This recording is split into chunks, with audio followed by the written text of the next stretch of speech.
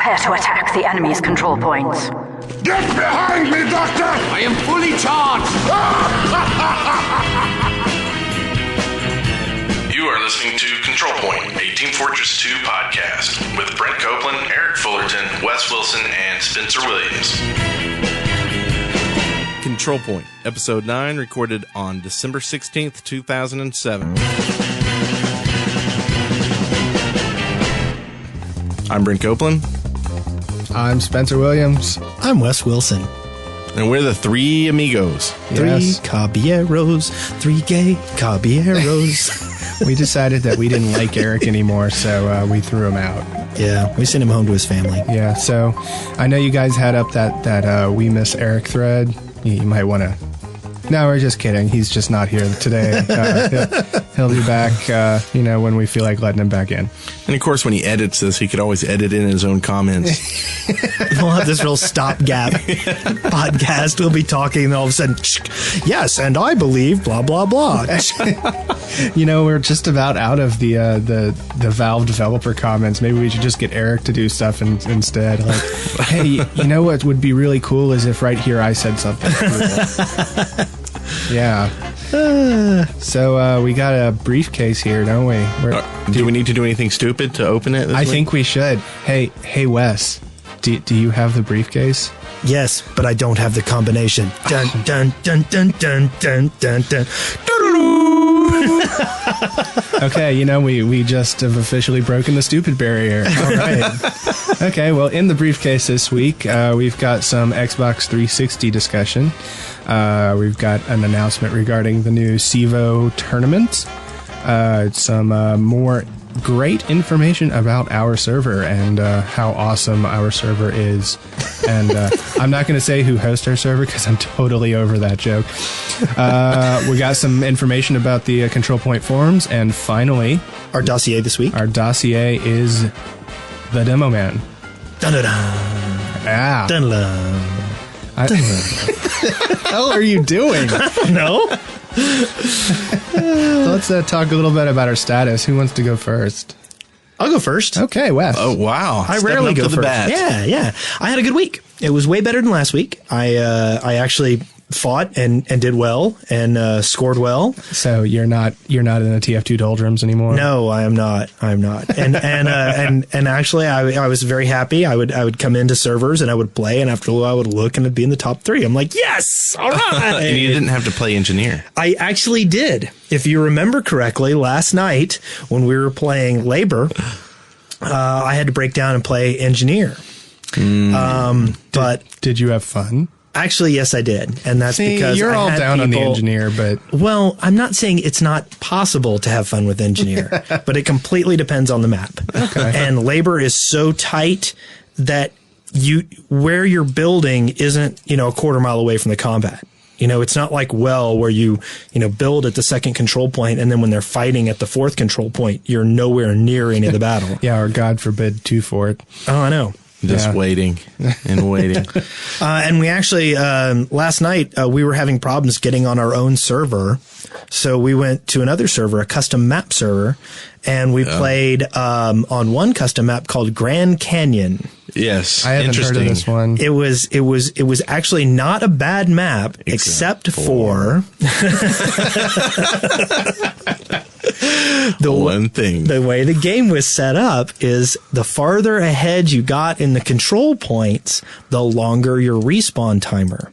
Up to 30 seconds. That is the most single retarded thing I have ever heard. And how long did it take for that map to end? They played for 2 hours. All right, I am all for trying new things, but I can tell you right now, I haven't played on that map, and I would have quit because that is ridiculous. The problem was it actually was a very good map. Yeah. The problem was everybody was afraid to leave because they're like, you were so close to winning so many times, and there was was a whole group of CP people who did not want to leave the server because they were like, I know as soon as I leave, we're going to lose. I got to be here for the win. Wow. And we finally won. And I'd like to say I'm partially responsible. Well, you were playing some medic. I was. Game. Yep. I started off and I was doing Demoman because it's Demoman week, and you know how much I like the Demoman. yeah. And he's not being sarcastic. He really does. And then eventually, though, I recognized there's a bridge that's a major combat zone, and I recognized there was no way anybody was going to live on it without some medical help. So I switched to medic, and we did really well, and I Ubered, and we captured the last point. It was great. Congratulations. It was fabulous. 2 hours. Here's a trophy. Thanks. 2 hours. Talking about 2 hours, I went shopping last night. And I was looking for presents for people, and I'm a little disgusted, and I'd like to see what you guys think. Orange Box is not on sale anywhere. I can't find it on sale anywhere. For the PC, you mean? Or the Xbox 360. Well, I see it for the 360, like in places that I go. For how much? 60. Exactly. It's $59.99 for the 360. On sale. No, not on sale. That's how much all 360 games cost. See, that's ridiculous. No, and people who play consoles have known that for a long time. Why are Xbox 360 games $10 more than a PC game? Xbox 360 games and PS3 games are both, they've got a $10 premium on them, and I don't know what the reasoning is behind it, but it's terrible. So it's probably I wouldn't be surprised if they had to pay Xbox to publish a game with them or something. Microsoft set that as the manufacturer suggested retail price for everything. So it's a little Bill Gates tax. Yeah, kind of like the old. So I ended up having to order it online. I did find it on Amazon for the PC for $40. Oh, that's pretty good. Now, who were you buying it for? Oh, I guess you probably don't want to say. I probably shouldn't say. Well, you do know that just this week they updated, or was it last week, they updated Steam that allows you to gift Steam purchases to someone else. Did you know that? No. Yeah. That's pretty cool.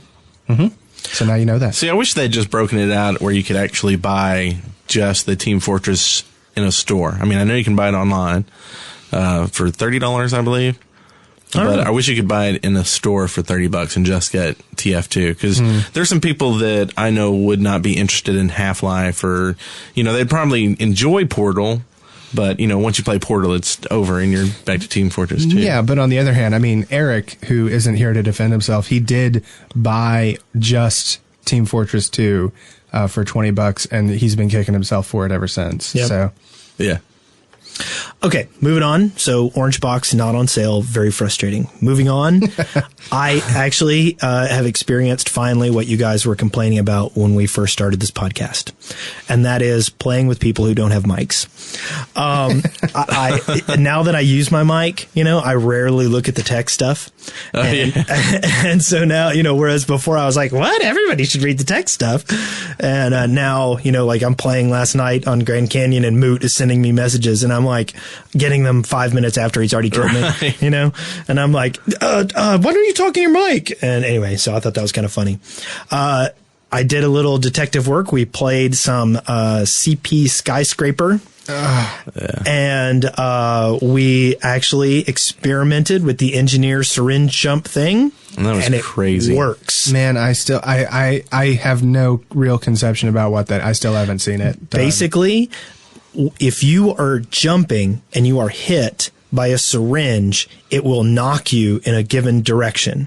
So if someone jumps up in the air and someone is underneath them with a syringe gun shooting up, they can knock that person an obscene amount of distance into the air. Yeah, we're talking higher than Point C in Gravel Pit. Higher. Wow. We had, at one point we had, I think, 5 medics on that engineer. Yeah. And we held, and I'm doing hand gestures here, just imagine with me, even though I'm not going to say what I'm doing. We held the engineer under a platform that was higher than Control C for probably 30, 40 seconds. Yeah. His hand has raised and lowered a couple of times to indicate what he means. So we had the platform here, but the basic idea is that rather than playing a demo man or a soldier, right, you have a team that is getting the teleporters up the chain. Now it's slow work. It's not speedy work. Yeah, because it's still a bad map. Right. but the idea is you have a team of medics and an engineer, and then the medics knock him up to the next level. He demos his stuff, right, rebuilds his dispenser and his teleporter, yeah, and then the medics drop to the bottom and teleport back up. And it worked. It was the craziest thing I've ever seen. I couldn't believe it. However, we did get to a certain part on the map where the ledges were too skinny to build on. So you had to stagger, like first you had to knock a medic up to one of the ones you couldn't build on. Then you had to have a medic down, and then it was really wacky. You had to knock. By wacky, do you mean time consuming and boring? No, time consuming. It's a puzzle game. It's a terrible map. See, and that's the one change I'd like to see that map. Take out the interaction between the teams. Right. Reverse, just basically flip them away from each other so there's a set, control point for each and you work up to it. Yeah. I played the first one. Yeah. And I got like almost up to the very top, and it's a lot shorter than that one. And there's this hole that you got to jump through, and I was about to jump through, Demoman up there piping it. And it's just like you work all this way up there, and then it's just like boom, gone in 2 seconds, and it's like, okay, I'm going to a different server now. We did end up going spectator mode and flying around though, and that was kind of cool. Because it was funny. I thought we had gotten really, really high, and people were like, "No, you haven't." And I'm like, "Oh, that's a bunch of crap." So I went spectator mode, and I'm like, "Wow." Yeah, it's huge. I've said many times that I'm not fond of Skyscraper, but that does bring up an interesting point. If you could.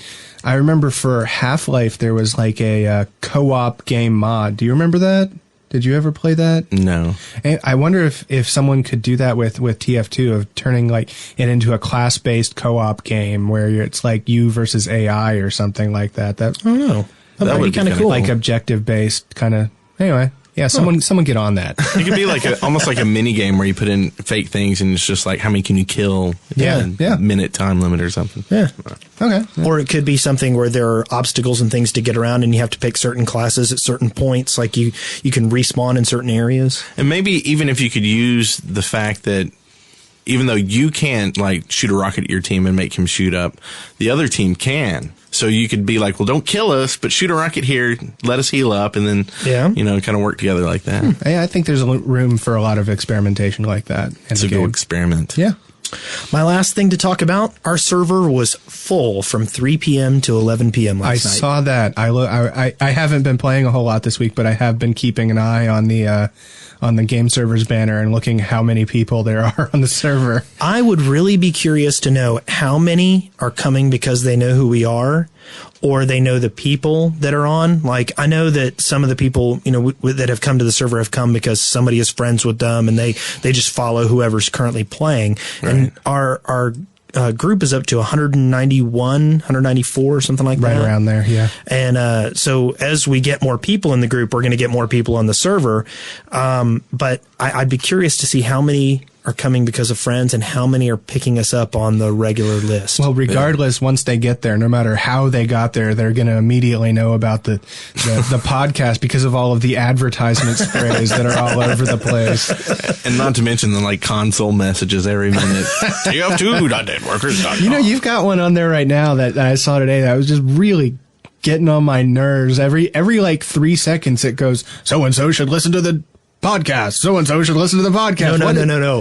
What it said, and it happened to me last night, and I started laughing. It goes, Wes Wilson has obviously been listening to the Control Point podcast. It's the domination message. Oh. And I changed it for you. Thank you. But wait, for me? What? Yeah. I don't know what your issue is here. This is complete and total lack of ability to actually speak is brought to you by Spencer. I forget what I changed it to now. It's something about wearing your pants or something, I think. But I did think it was kind of funny, though. I'm like, I should listen to my own podcast? Really? You should, I know. Yeah. I learned that one of our major fans this week doesn't actually listen to our podcast. I learned. Who is it? I'm not going to talk. I'm not going to name names. Can you spell it in the air with your finger? No. Yes, I can do that, and then that, and then that. Oh, it's that person. Yes. Okay. Yes. I know who it is. That's funny. And it's funny because they posted on our forums, and it actually they said something that wasn't very nice to someone else. But it was in direct contradiction to something we had said on the podcast. And I was laughing because I'm like, you don't really listen to our podcast, do you? Why aren't we talking about who they are? I mean, it's not like they'll know if they don't listen. Well, I'm not worried about it. Anyway, let's move on. Who's next? I'll go next. All right. Okay. Yeah. You're last, Brent. You're last. This week, I have not been playing TF2, and it wasn't because I didn't want to. It's just the opportunity did not present itself. I did finally get a little bit of game time in today, and I really have to say how much I love our community. If I want a game these days, I don't have to browse servers. I just pop onto our server and say, hey, we're going to start a game up. And all of a sudden there's 20 people there. And it's just night and day in comparison to other games, which is what I'm about to get around to. I have a copy of Unreal Tournament 3, which I played a little bit of this week. Hot. It is hot. It runs pretty well on my computer, and it's much faster paced gameplay than TF2. In particular, the rocket launcher. I found myself leading way too far with the rocket launcher. But I have to say that overall, just the complete and total lack of community in the game is going to kill it for me very quickly.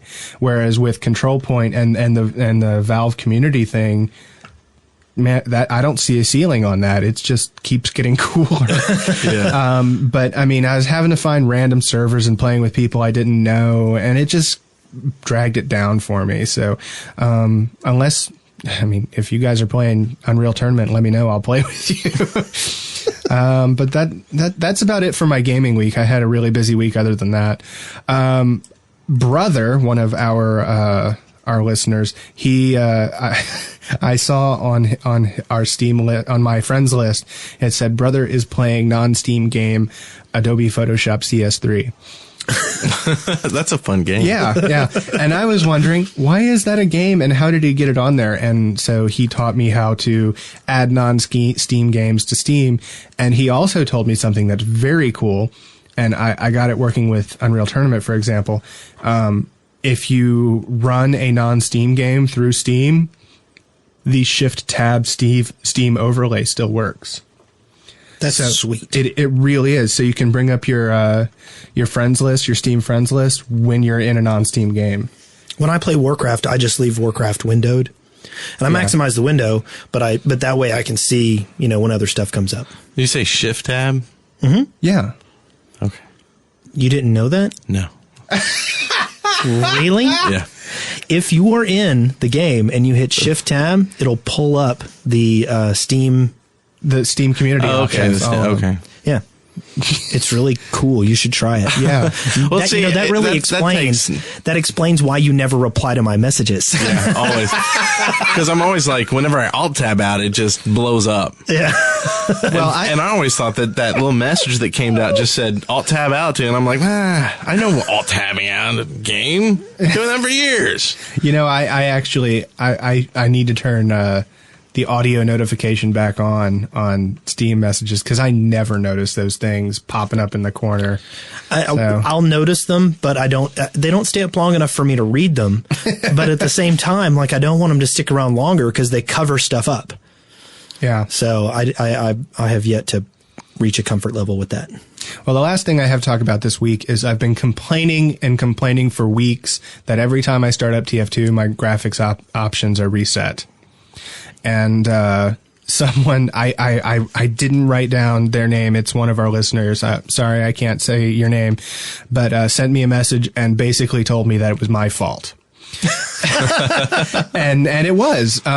During the beta, before the game came out, there were some launch and crash issues, and I had a command line running every time I ran TF2 that reset my graphics options as a result. So I removed that command line, and now I don't have to reset my graphics every time. Well, that's nice. That's awesome. So, thank you. Yeah, thank you, random strangers. I That found means out I don't have to hear about it every week. I'm still going to talk about it. But I found out why I've had to redo my talk key. yeah, It's because was it your fault? well, yes and no. Come on, take ownership. No, take no, ownership. I'm not going to, because there should not be a single command that I can't take away the hotkey for. And the problem was the key that I use is it's the top left key, the one with the tilde over the top of it. Oh, the one that opens your Console. yeah. Well, Why would you use that key? because that's the one I've used all the time. You got to keep in mind, I haven't played anything where I've required a console in 6 years, 7 years. I guess. So that key isn't used by anything else on any game I've played. But that just seems awkward to hit that while you're Why? doing stuff. I've got my middle finger on W. I can take my pinky and kick it up there and talk on mic. Okay, so if Wes is talking, go right, because he won't be able to. He won't be able to go left Not fast. enough true. to do Not anything. true. Oh, I forgot. He's got 6 fingers. Yeah. What button do you use for your push to talk?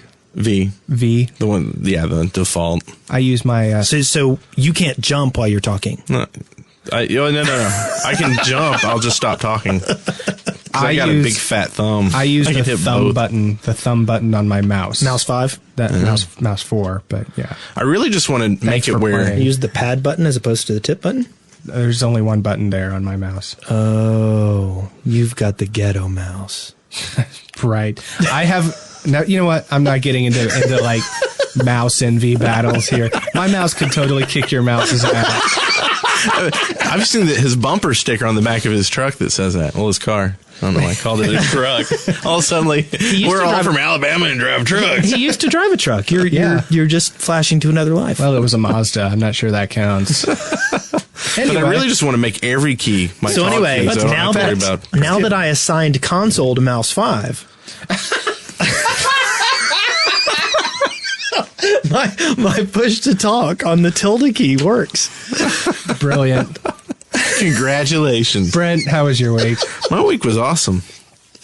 Thank you. I guess I'll extrapolate or whatever that word is. Played a lot on our server when I could get in.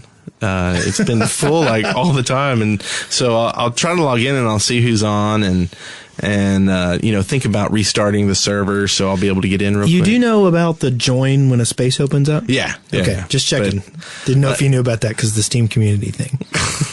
Great. I wonder if I'll hear about that again. Signs point to yes. So, and we've had I've put a bunch of custom maps on our server to keep things interesting. And one we played was called Horus, which was a real Egyptian theme. And it looks really good. It may be a port from a different game.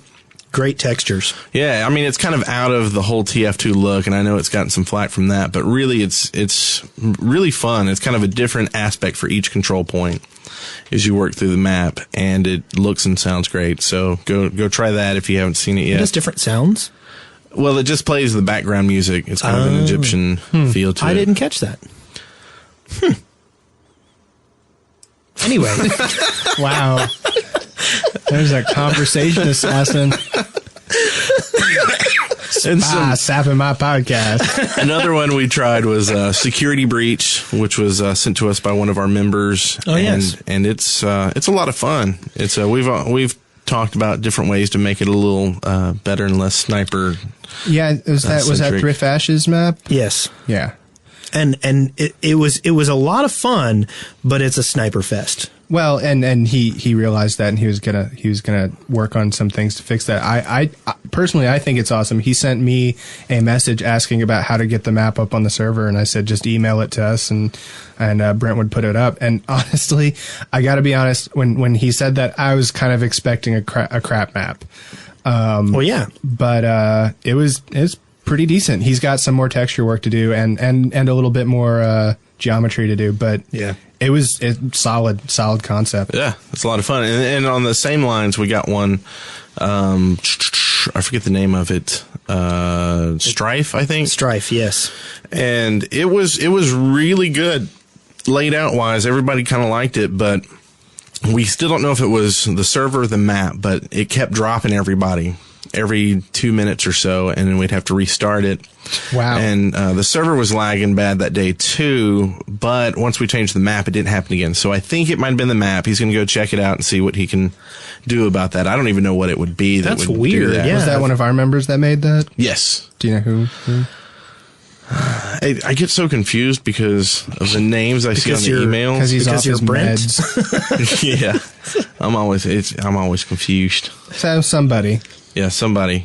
And he's going to send us a new one, and we'll get it back up there. And final version, we'll talk about it some more. Yes, definitely. We really like the idea of our members coming up with maps and us playtesting for them, because we're all easygoing. We're not hardcore. We're going to appreciate a map for more things than our ability to win on it. And I really hope more people in our group do that. Yeah, and if you have played them, go to our forums. We've got post forums set up where you can put in your own feedback and just, be constructive about your feedback. I got to say, I've been really impressed with everyone in our community so far. There hasn't been a whole lot of negativity flying around. It's been overall love fest. We have a bunch of really nice people in our group, and it's been kind of cool too, because we'll even go to I've noticed now that the control point server is full, one of us will go someplace else, and then all of a sudden hordes of CP people will start flocking over there, and we're starting to bleed onto other servers now. Yeah, and I'll usually go find another CP person, and because it's more fun to play with people and get killed by them. Thanks, Clyde. I love burning. I was getting slaughtered by Moot last night. He dominated me for the scout, man. He was ripping it up as the scout for a while. Man. He dominated me for probably 80% of that Grand Canyon map. Yeah, there's some people that you see hit the map and you're like, okay, I'm about to die alive. Especially if it's like, well, I won't get into names of those people. I'll let you figure that out yourself. Okay. I kind of thought it was funny. I personally, I don't think I'm really all that great at the game. I think I'm decent at best, and I have my good streaks.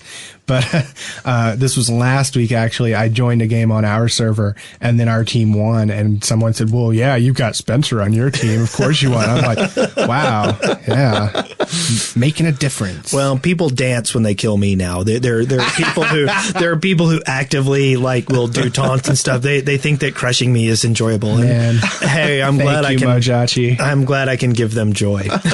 That's like Clyde and I. It seems like for the past week, every map we've hit, it's been like I've been a soldier and he's been a pyro on opposite teams, and we have these spans of 10 minutes where we just sit there and we meet each other on the map, and one of us kills, and then we come back and it just goes back and forth, and it's just like we're the only two people there. It seems like he gets me a lot. Now he doesn't end up dominating me because I'll get him back, but he'll. But yeah, I die at his hands a lot. Now, Eric's not here to tell us what he did this week, but he put in notes here about Thrift Ash's map and how he enjoyed that. And he apparently learned how to turn All Talk on thanks to Yamhead. And that was Eric's week. Now, Eric's done with his big job next week, right? I believe so. Yeah. Now, we are currently debating whether we will do a podcast next week because of family commitment. Yeah. We will have some presentation available on download day. We do not know what it will be yet. We don't know if it'll be a podcast or it might be something fun. It might be a bunch of listener contributions. We might do some listener contributions, and if we are taking that stuff for a listener contribution show, there will be an announcement in the Steam forum about it and on our Control Point forums. Yeah, and we might just have a song for you. Yep. Yeah, maybe. 2-4 time is now here. on the loudspeaker.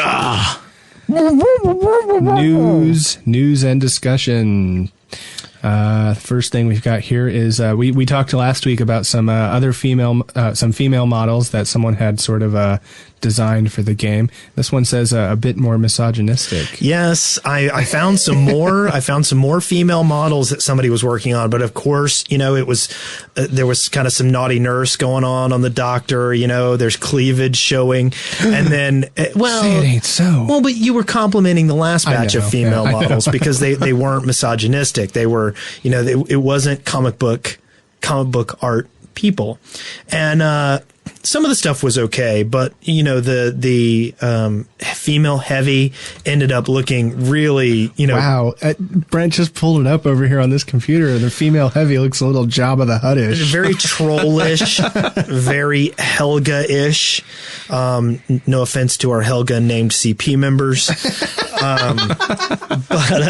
But and then like I said, the medic was, and I don't know, I wasn't, and they were trying to get some other ideas going. A lot of people are trying to focus on staying in theme. So there was kind of this whole, that the female scout should be kind of like a Bobby Soxer, in like the bowling shoes and stuff like that. And there were some good ideas, but I feel like they were laced with that kind of comic book mentality. We'll put a link up on the podcast. Now, to be fair, that's not just comic book mentality. That's pretty much video gaming. Yes, period. And sci-fi. I mean, it's there, and I mean, I probably would have said, "Wow, those look really cool," if I hadn't seen the other ones first and we hadn't discussed. Yeah, I agree. It's not that the artwork is bad. It's just that after seeing the other ones that were so neutral, it changed my outlook on them. Yeah, so we'll throw up a link to that. Our next note here is that we officially, well, not officially, but heard from one of the, do you know who it was? One of the Valve people said that Half-Life 3 is in the works. I think we can file that in the news everybody already knew department. I did not, actually. You did I did not? not until I read this line today. You did not know that one of the most commercially successful games of all time was going to have a sequel? I mean, I knew it was going to, but I didn't know it was, it didn't have to be spoken. And did you know they're limiting the server size now to 12? No way. Yeah. Really? Just came out today. I heard you can now do turret jumping. Yes. Where if the you turrets stand jump. It's now 7 on your little button scanner thing maker. It makes the turret hop. Yes. Wow. Can it double jump? I haven't tried it yet. Everybody trying to make your sentry gun double jump and let us know how that turned out. Let's stop telling lies. The last thing here. No, there's two. There's two. Oh, okay. There are a couple more things, but the next thing then was the Saving Private Ryan Team Fortress 2 style, and I actually haven't watched it yet. So. Really? Yeah. Okay. Well, basically, what happened is someone took the opening to Saving Private Ryan, the Normandy beach scene, and overlaid Team Fortress 2 sounds on it. I saw that it was posted over on ubercharge.net, and I didn't watch it, but that actually sounds very cool. It is, and I posted it in my live journal as well, and I got a couple of people that found it offensive, because some people are hit by Saving Private Ryan so hard. Yeah, they kind of give it this sort of right. And I got some complaints. I'm like, I just don't know if I can laugh at that. And I'm like, what are you talking about? The absurdity here of these silly, action-packed, video game sounds over this really serious, the compare and contrast is really astounding.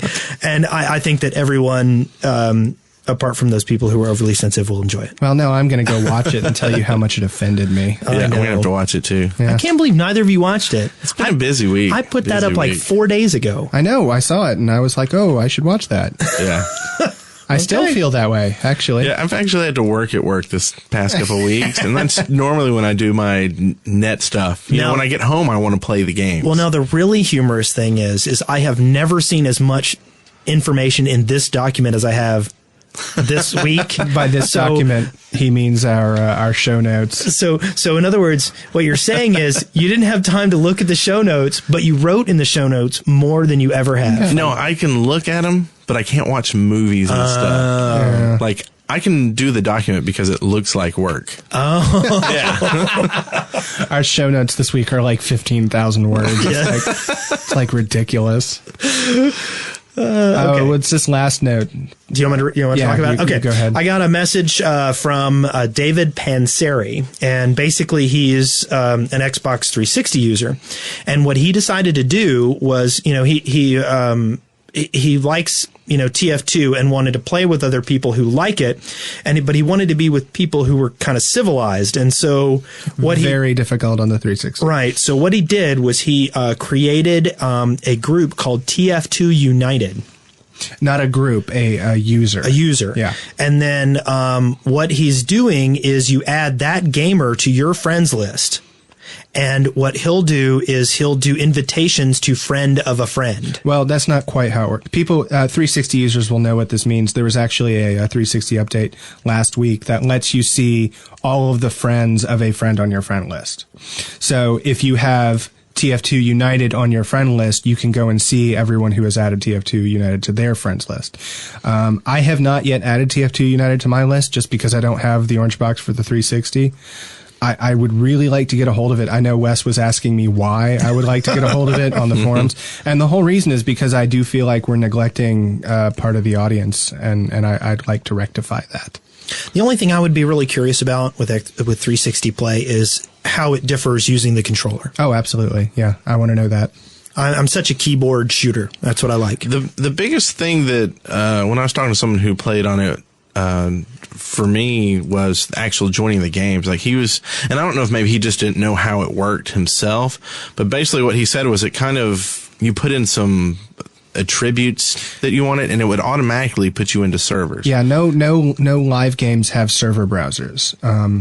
And the reason that is because there are no dedicated servers on live. And that's a problem with the game, from what I've heard, is that it's all peer-to-peer. It's always hosted on someone's game while they're playing it. And that means that the performance is not as good. Yeah, it's the way it's been on Xbox Live as long as Xbox Live's been around. So you don't even know if you possibly could be the starter of that game or something? Yeah, and you run into problems where if the host leaves the game, that will cause problems. And I can imagine also that if your pipe isn't that big, that causes problems too. It's, Live has gotten a lot of ribbing for this, deservedly so. And that's one of the reasons I haven't been so keen on getting the 360 version is because, we've got dedicated servers, we've got custom maps, and we have keyboard mouse support. So, and we have class and dignity and the ability to not cuss.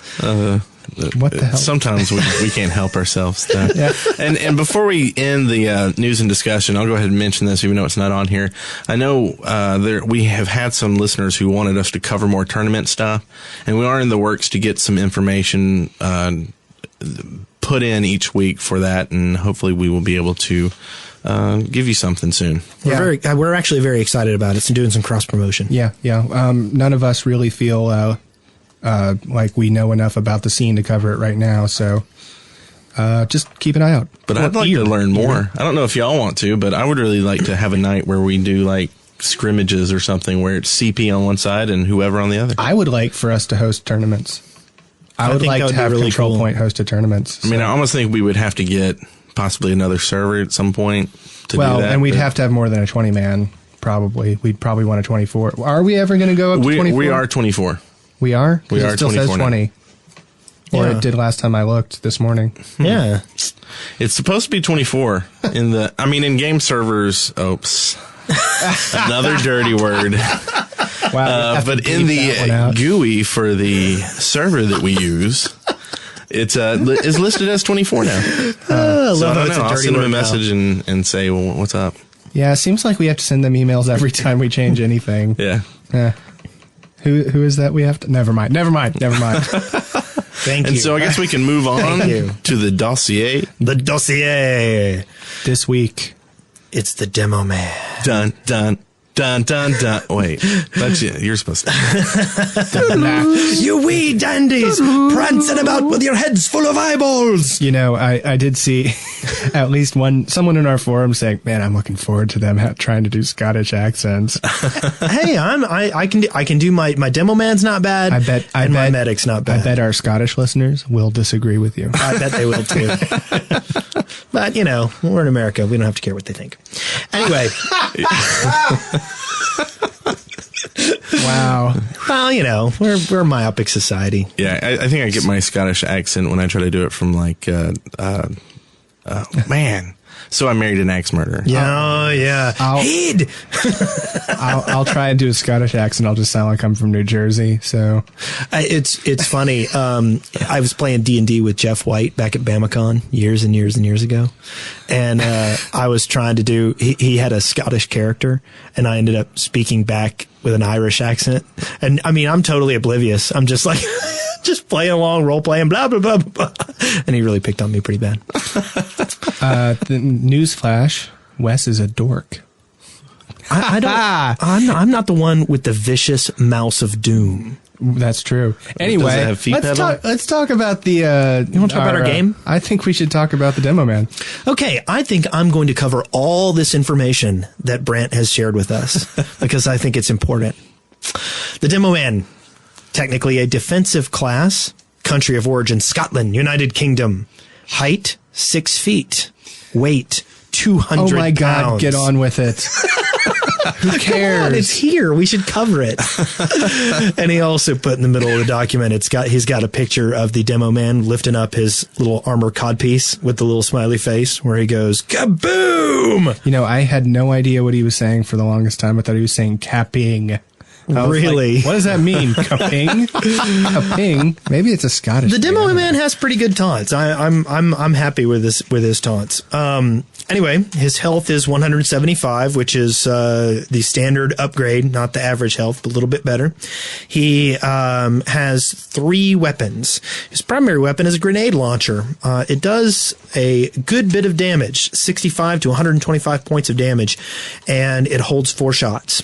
The grenade launcher is the only indirect fire weapon in the game. It will bounce off walls. It will roll down hills. However, one thing to keep in mind, as soon as that grenade hits a wall or the floor, it will no longer explode on contact with an enemy. Okay. So if you're running along and you lob a grenade at somebody and it hits them before it bounces, boom, it will explode. If it hits the ground first, it will not. That's interesting. I did not know that, but I don't play Demoman a whole lot. Demoman is my favorite class, and I've covered this before.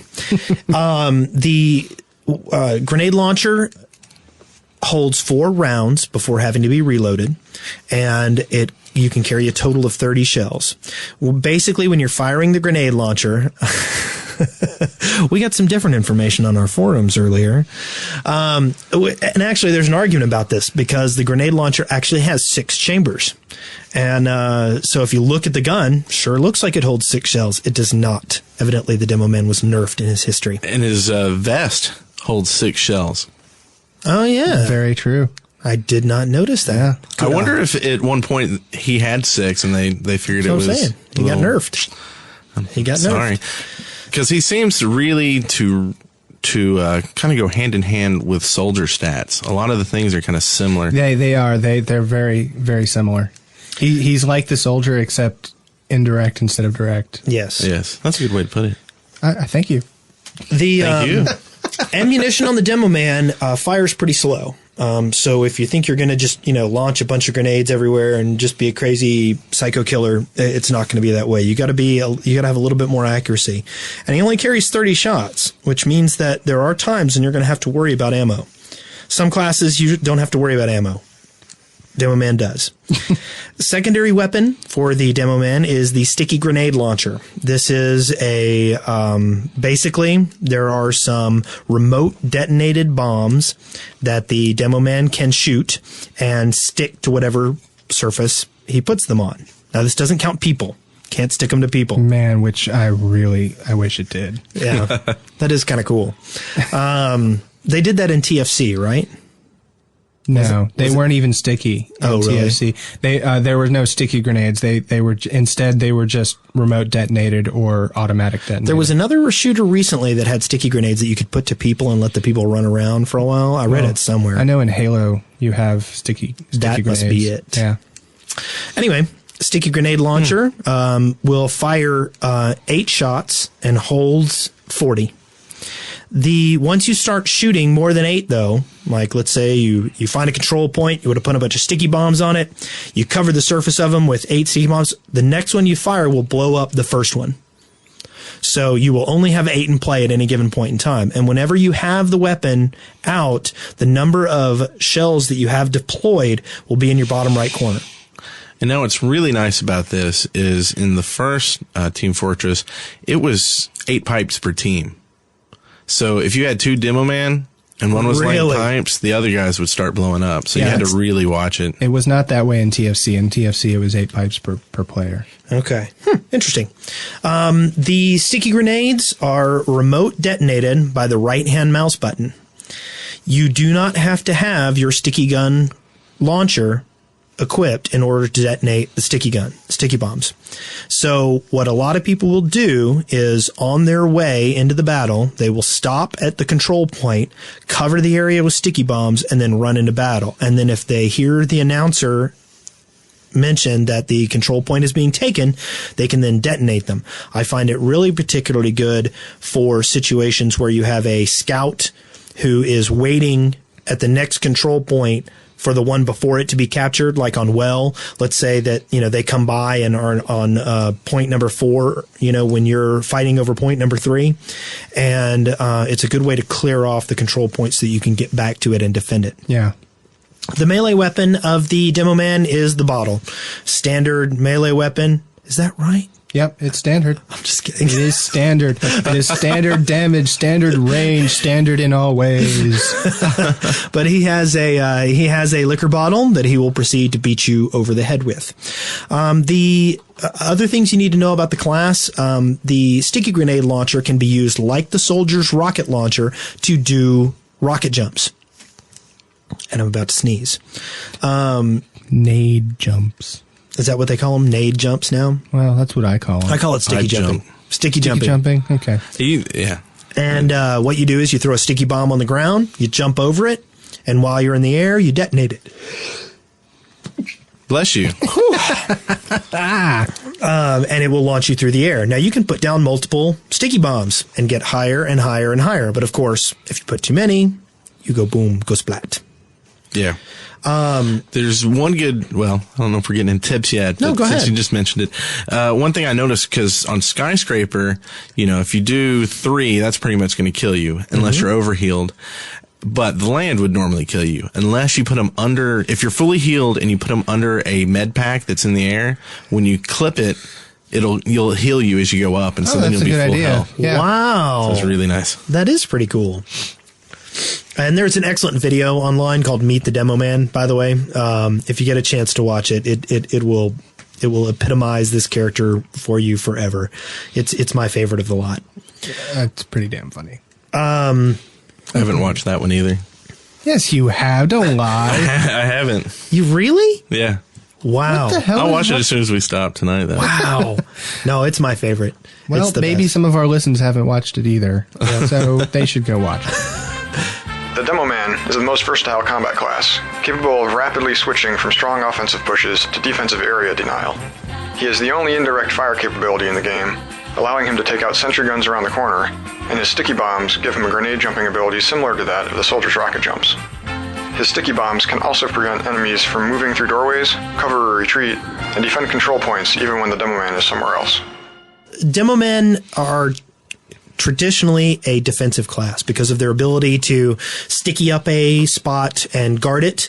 Additionally, as I've mentioned in many, many podcasts before, the grenades are good deterrents. You can keep people from rushing in by throwing a bunch of grenades on the ground. They tend to make people not want to come into an area. Yep. Sticky bombs are really good for that as well. And remember, they can be dislodged and removed with shotgun blast and with, rockets. Rockets. Actually, any bullet can move them, but if you're just a sniper and you're plinking away at a single sticky bomb, you're not doing a whole lot of good. But you can get the stickies out of the way, but there's not a predictable way. I mean, you got to do a lot of work. Like, let's say you've got a control point with 5 sticky bombs on it. Getting them all off of there in an organized way with anything other than an AoE weapon is going to be difficult. Yeah. So basically other grenades or soldiers. Holy crap, I just thought of something that would be awesome. What is that? Snow Fort, right? The companion cube. Can you put stickies on it? Oh my god. Oh, that's like the revelation of the day. I'm going to go home and I'm going to try that first thing. Oh, that is so awesome. Companion cube covered in stickies flying through the air. Oh my god. I don't know how to take that. No, I'm serious. I'm not being sarcastic. Your sarcasm meter seemed like it was really high. Do I need to hug you? Will that convince you? You're already touching my leg. I am. I don't think I want to hug now. Brent thought I didn't like him after last week, so it's okay. So this week he can think you don't like him. I have a complex. So are you ready for some Demoman tips? Well, yeah. Let's first off, I was talking about how the Demoman is traditionally a defensive class. Sorry. However, you can use the Demoman as an offensive class very, very easily. What a lot of people recommend is that what you try to do is you look at where the offensive battle is taking place, and you place your sticky bombs at that point. What this allows you to do is keep the battle lines clear. If they start coming towards you, you blow stuff up, and then you're just pushing forward as you go through. And so you're launching grenades and trying to move forward, and if they repel you and start pushing you back, you detonate your bombs and you hurt them. The sticky bomb gun has variable range. Unlike certain weapons, if you shoot something, it'll go a fixed amount of distance. But the sticky gun, if you hold down the fire button, it'll charge up the weapon. And me not playing Demoman very often, I find that very, very wonky and kind of, I don't find a whole lot of use to it personally. I do. When we were playing Labor the other day, what I would do is I would hide in the barn, and I would put a sliver of light where I could just see the control point, and I would shoot my stickies through that and put them on the control point without being out in the open. Oh, okay. So you can get them across in 2 fort to the other sniper deck. Yeah. Now, the one thing to keep in mind, and I just found this out, I think this was a chip hint, is that if you just hold down the fire button, when it reaches the maximum charge, it'll fire. It'll just go. Okay. But if you hold down both buttons, from what I understand, this could be wrong, I haven't tried it, it will hold the charged shot until you let it go. Oh, I didn't know that either. That's kind of cool. That's the weird West tip of the week given to him by someone else that he'll take credit for. Yeah. We got a lot in here from Chip or Prodigal. Yep. Yeah. A lot of good ones. The stickies are now talking about being an offensive class. Stickies are really good for killing sentries. Yeah. If you can be, just out of range of a sentry gun, you can shoot a few sticky bombs, land them around the sentry, and about 3 of them will blow it up pretty cleanly. Additionally, them trying to get the stickies out of the way will mostly prove fruitless. They won't be able to keep up with you for how fast you can put them on there. And really what this is good for is Ubering. I mean, knowing to Uber a Demoman before a soldier if you're trying to get a sentry out. Because I've seen so many people Uber the soldier, and the soldier just sit there and launch 4 rockets with the engineer behind it. And they're done, yeah. And clean it and never kill that sentry. Yep. Whereas if you get three stickies on there, you're going to kill the sentry, you're going to kill the engineer, and probably the dispenser all in one fell swoop, and still have enough time with that Uber to, get the other gun. Yep. Yeah. Speaking of soldiers, of Demomen and sentries, my tip. Would you like to hear Spencer's Demoman tip? Yes. Love it. Because this is the only thing that I can contribute to this discussion. I have discovered that the Demoman is a great engineer partner. Because all you have to do is surround a engineer's turret or equipment with sticky bombs. As soon as you hear spy, sap, and my whatever, hit your right mouse button and that spy is gone. And a good spies point. don't look for that. They are totally, they're too busy looking for a pyro to notice that they're about to explode. Right. And that gives the engineer free range to go in there and clear off the sap. That's a good point. That gives me another idea. I know that when we were playing Snow Fort the other day, You put them on a companion cube and then pushed it over next to the sentry. close. Okay.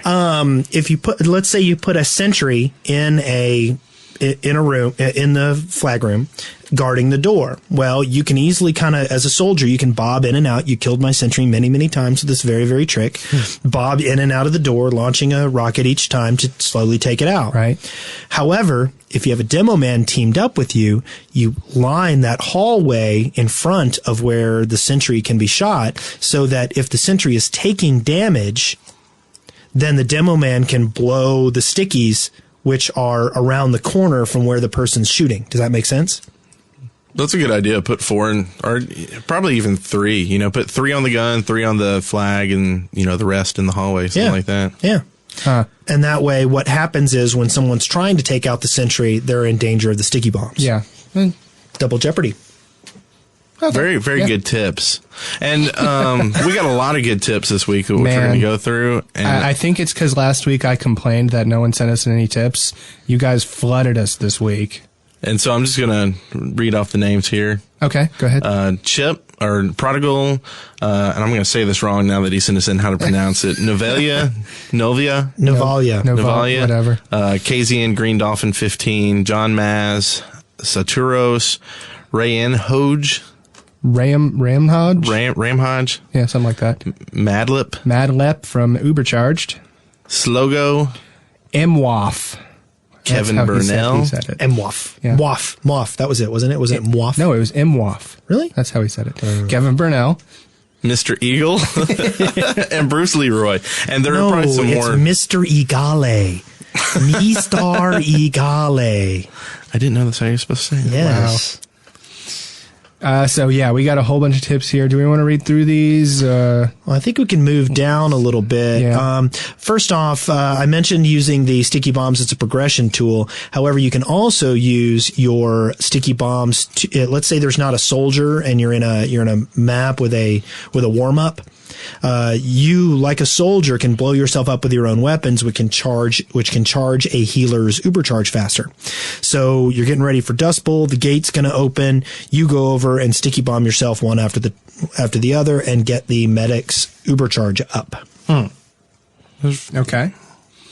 There's a lot of stuff here. You can, of course, use grenades to charge up an Uber before a match begins, just like you can with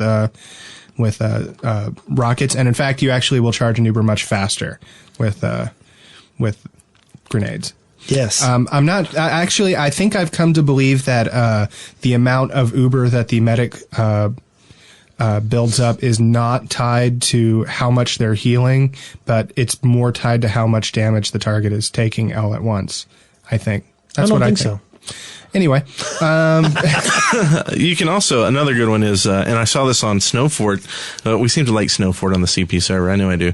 Anyway, there's a demo man using this trick a lot, but instead of just jumping to jump up to a height, he was using it to jump forward and get forward in the map. And it really worked really well because you can shoot up real high and land on people, and they don't even know you're there. You can be shooting stickies down on them while you do it, pipes, whatever. that sounds like conch jumping. And basically, and try to land on a health pack if you can. If not, just be well aware of your health situation when you land. If you are going through the enemy base, go ahead and stick some stickies on the sniper deck. That way, if those snipers ever poke their head up again, you can blow them up real quick. I'm going to take this opportunity to finally get on board with the 2-Fort hate. The sniper hate? No, 2-Fort. I'm so sick of 2-Fort.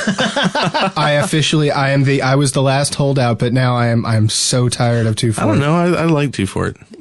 I've always liked it. I am less offended by it than I was because people are playing it less. I haven't played it in the last week, I don't think at all. I prefer Mach 2. I like Mach 2, but there's just, I don't know, there's something about it where if the team has the right makeup, they can just really chew through the defense. Mach 2, even more so than 2 Fort, can turn into a stalemate so fast. Oh, man, I love Mach 2. It really can. And I know I can get frustrated with that, but it is a fun map. Anyway, back to the... Yes. We're all over the place. Let's see. In a gravel pit, pre-match, the team that's defending, they can use their stickies to jump up into the holes waiting for the offensive team to come out.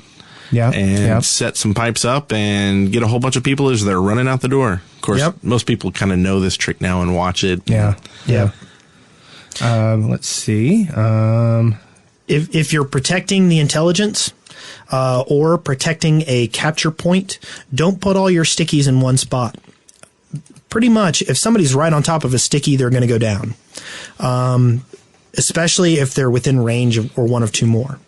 So what you do is you kind of spread them out. That way, if you've got a scout that's zigzagging over a control point in order to capture it and try to miss some of your sticky love, he'll, you've got your stuff spread out and you can blow it up. Whenever I'm sticking intelligence, I put a couple by the intelligence. I put 2 or 3 out from that. I put a couple out from that, and I make zones of death so that I have time to respond once I hear the announcer say that your intelligence has been picked up. Yeah. Because you're not gonna register it immediately. So if all your stickies are right on the intelligence, you might miss them completely. Yeah. So you kind of space it out and make sure that you've got a big area of death for whoever it is. It's a good idea. Area of death. This area. Area. Area is one of my favorite words. Just so you guys know, I love the word area. You can use it for so many things. Anyway, this one is kind of, I think a lot of people know it, but a lot of people don't do it. So we're going to say it. Put your sticky grenades in places where people cannot see them. Don't always put them right there on the floor. I mean, of course, putting them on the floor will act as a deterrent, and if that's what you're trying to do, that's what you want to do. If you're going to try and lure people into death, put them on ceilings, on walls, and places where they're not necessarily looking. And this is kind of a tip for the medics, but the same thing with soldiers. When you're running out the door, if you're not like getting ready for an Uber charge up, make sure you're healing up the Demoman and the soldiers, because they're going to be doing the most damage to themselves before they get to the fight, and your overheal can really help them. I think that one other thing on CP Well, you are able to launch your grenades over the boxcar that's blocking the two sides during the setup phase. You can sticky jump up there too. You can also sticky jump over, and you can, and I still kind of view that as being a little cheap, almost as bad as the people who snipe.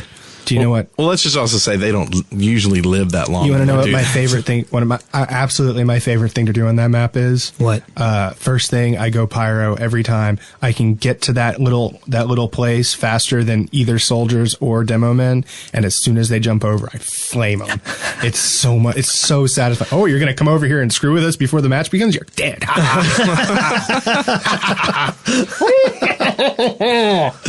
Yeah, there's a couple. I don't like the sniper exploits though. Like I don't like the there's a gap in between that boxcar and the wall where people can be sniped.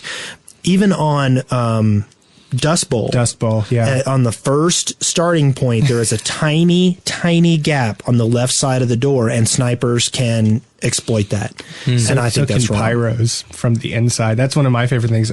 A demo man comes to check out what you guys are doing down there. All of a sudden, he gets flamed from that little tiny gap. I don't know. I don't mind little things like that, as long as you know to look out for them. Has anybody tried setting up a Sindri pre-match right there? Can you get it into the area? I've seen plenty of people. Ooh, area. Nice use of the word area. You're welcome.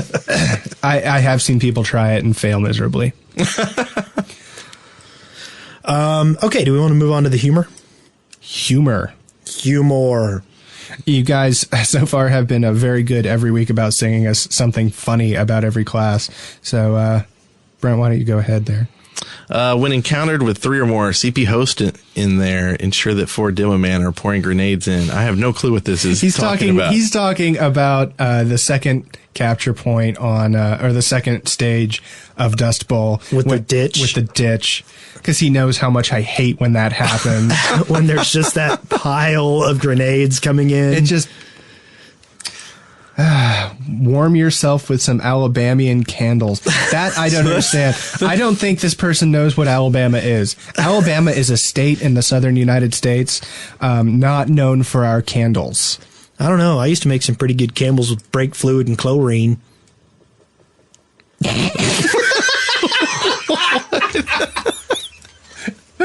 Are you making candles or meth? Have you never done that, really? If you take brake I'm from fluid? New Jersey. We don't do that. Man, I grew up on pyro around here. I knew people who made pipe bombs and all kinds of crazy stuff. Yeah. But if you take, I probably shouldn't talk about that. That's a bad idea. Wow, and this is how the Control Point podcast got on the U.S. terrorist watch list. Anyway, moving on. About to talk about how to make napalm, but I think I'll stop. Good points there. And most importantly, this is the next humor. For the last tip is Demoman. Whenever you are surrounded by enemies or are in critical health and there is a high lodge for you to escape, it may be best to double jump. Dun dun dun. They got me on that one with the highlight text. Highlight. Really? You didn't know what it was going to be? I didn't. Wow. I read too fast, I guess. Have you heard about Shift Tab? Stakeouts are most rewarding when you wait in a secluded corner for a long time. Who's next? This is he wrote it as a humorous tip, but it's actually very important to say. He wrote, stakeouts are most rewarding when you are in a secluded corner for as long as possible, giving as little assistance to your team as possible. And while that is certainly funny, it also raises an important point, and this is for every class. But Demomen, for the love of God, if no one is in your area, go to a different area. Yes. Area. There's no point in defending something that's not being attacked. You're not like an engineer. You're not beholden to like a piece of equipment. You can pull up stakes at any point in time and go defend someplace where there are actually people to blow up. Yes. And you should, there is no reason there shouldn't be grenades all over the front lines if you're not actively defending something. Yeah. Okay. Well, I think that pretty much covers the Demoman. Yeah. Go on. Next week, we're going to cover the spy. Or not next week. Next time. Next time. We'll do a Yes. class. But go ahead and start sending in spy stuff with other stuff you want to some send people into us. have already started it was called the premature spy thread. I thought that was pretty funny. Yes. And some good tips there, and just keep them coming.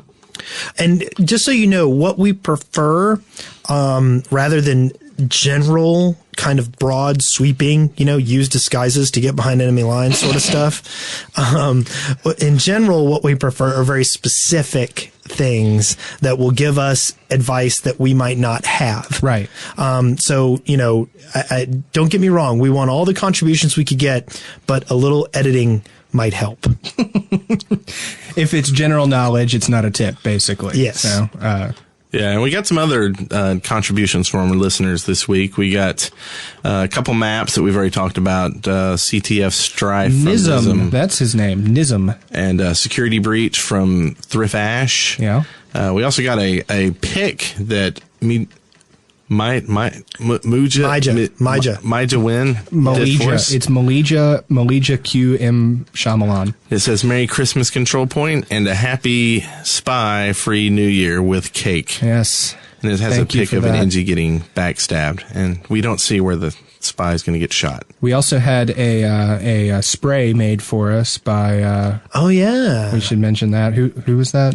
Yeah, that's from PC Game Yeah. Art. The guy from PCGameArt.com made us a DWP spray. And Yeah, it's really cool. Yeah. It's really cool. That's up in the forums as well. We had a tip from Sly Snake.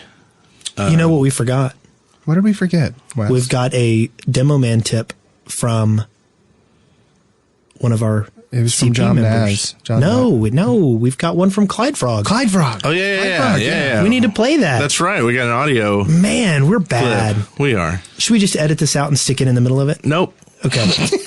We can do that. We can fix our stupidity. Yeah, but we're in not editing. going to. Crap. We've got the technology. We just refuse to use it. Okay, well, let's play the demo tip from Clyde Frog. Howdy guys, this is Clyde Frog. I've been playing on the server with you guys for a little while. I love the pyro, play the soldier a good bit, and picked up on the scout a little. So it's been a blast playing with everybody and having a good time, goofing off, doing the weird stuff we do, and just having some good competition. So hope to see everybody there a whole lot more. I've got a demo tip. What most people do is they will take the stickies and put them on the control point in an effort to deter people from capping the point. One suggestion I would have is to actually put them above the point on such places that actually have a ceiling or a beam across. You can stick them up there, and they're kind of hidden by the spinning logo that's over the cap point. A lot of people won't see it. You can get out of the way and just rain down on them when they're not expecting it. So it's a lot of fun and works pretty good. A few times I've tried it. So give it a shot. Just don't do it to me. Thank you. I guess I'll see y'all on the server where I'll be frying and I'll be dying. Talk to you later. Bye. All right, thanks very much, Clyde Frog. Appreciate that. And that's actually a really good point. And I didn't specifically talk about it because I knew that we were going to be doing this, and then I forgot that we were going to be doing this.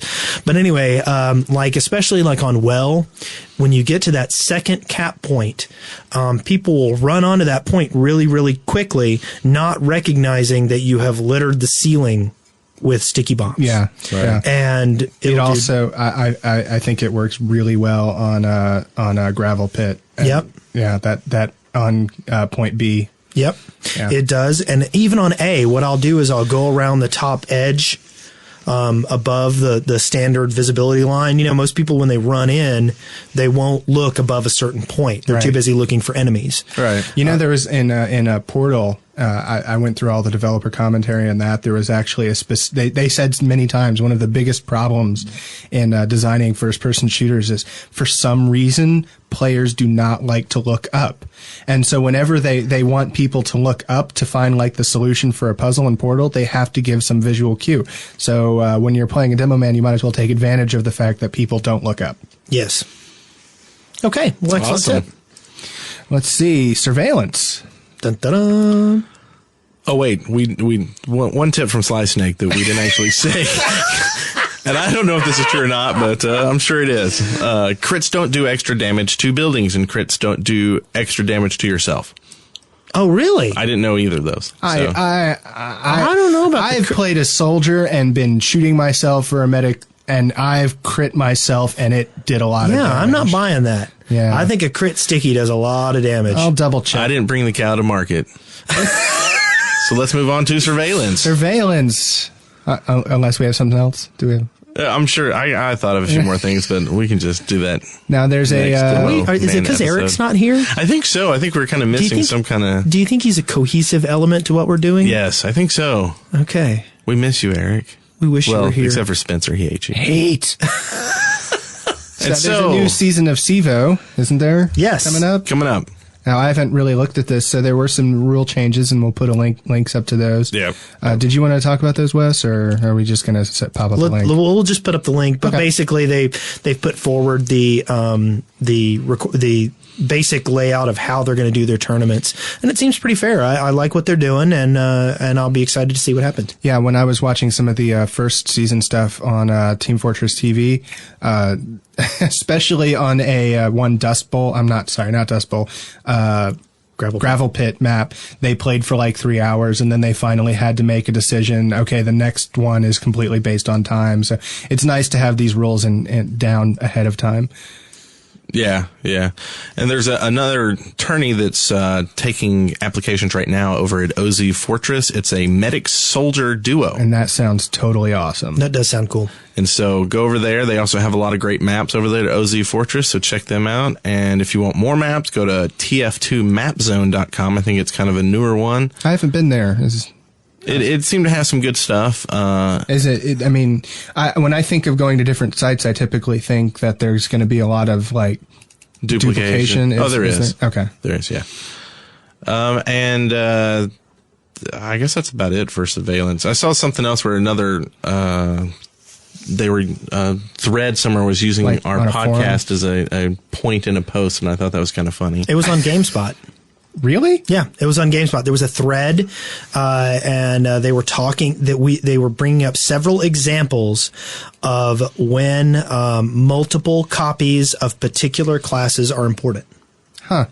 And our mention of breaking out of the spawn point in Duel 2 was used as an example because they said that there's no victory condition, so you just keep everybody locked down in the room, and then at a certain point in time, if people have been locked down too long, they all go medic and heavy and get out, and then they go back to the class, and then we go back to the classes. That's really funny. Yeah. In case you guys haven't noticed, we love it when people talk about us. We totally we Unless are it's in a mean way. we are no, I like that too. continually That's his surprised.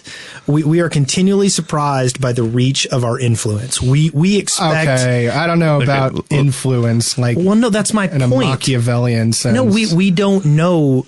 Like when we think 190 CP members is the extent of our audience.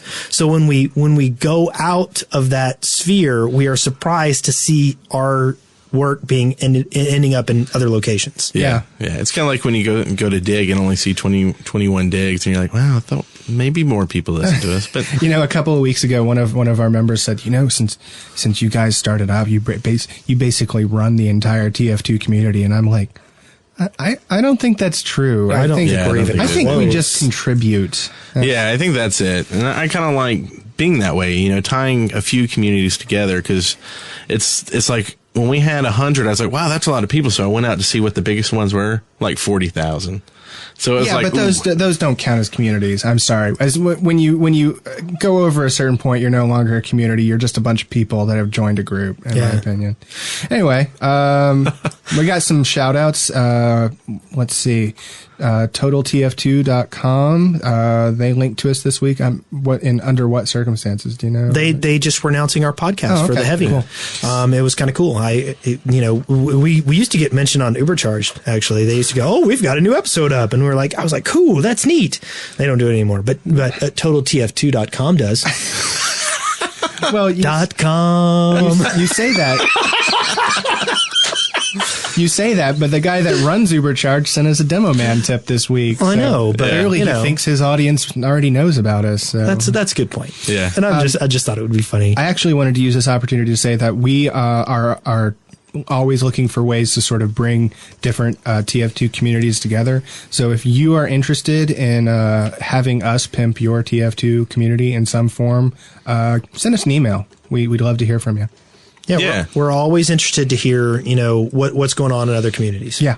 You can just email us at, which one do we want to use? cp@deadworkers.com. You can also dig us at dig.com, of course, and straight off our website, which is tf2.deadworkers.com. Yeah. iTunes, you can leave us some feedback there. We like that because it puts us to the front of the page and more people see us and want to come listen to us, hopefully. Yeah. We want to be new and notable forever. You can always join our community, read the forums, call us at 256-513-4772. 4772. And you can always do something else. Come to our Control Point forums. Join our Steam community. Send us MP3s. Send us MP3s. Call our phone. Yes. You know what? If you want to do it, we want it. Yep. Oh, I shouldn't say that. I'm a grim, bloody fable with a dark, bloody end. Kind of like this podcast. You are now at the end of another episode of Control Point, Victory. Every one of you deserves a medal. a podcast brought to you by the Dead Workers Party. See the show notes and leave comments for this episode at controlpoint.deadworkers.com or leave us a voicemail at area code 256-513-4772. Auf Wiedersehen. We're sorry, Eric. We're sorry. We miss you. We wish you were here.